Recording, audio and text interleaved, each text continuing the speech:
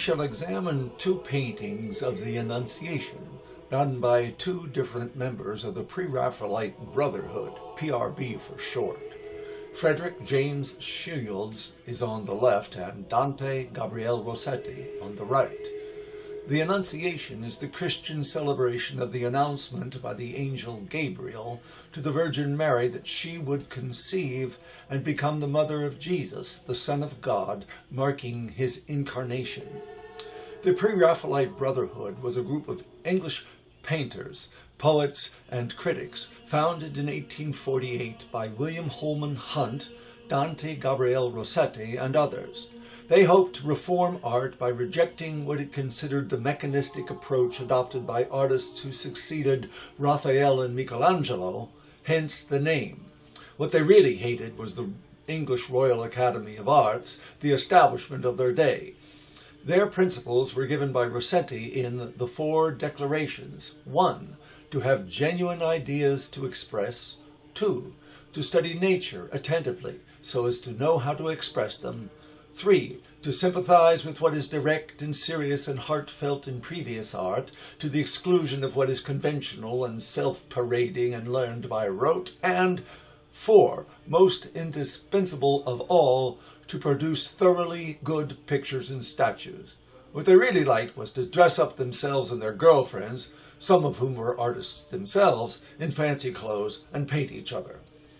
Frederick James Shields lived from 1833 to 1911. He was unlike the other members of the PRB because he was born into extreme poverty and as a young man was employed on hack work for commercial engravers, but his talent was eventually discovered by Dante Gabriel Rossetti, who was the famous poet as well as a painter and founder of the PRB. Though his poetry was greatly admired during his time, it is generally considered over-the-top and mushy, a tendency that works so much better in art, which was characterized by its sensuality and its medieval revivalism. Looking at the two paintings side by side, we notice that both palettes share an abundance of blue and white, although Shields is more somber, set early morning outside as the crescent new moon precedes the sunrise in the east. In Rossetti, the dawn is full upon us, spreading its light into the chamber. Shields' winged Gabriel hovers over Mary, who piously accepts her charge, while Rossetti's Mary cowers, staring at the lilies in Gabriel's hands.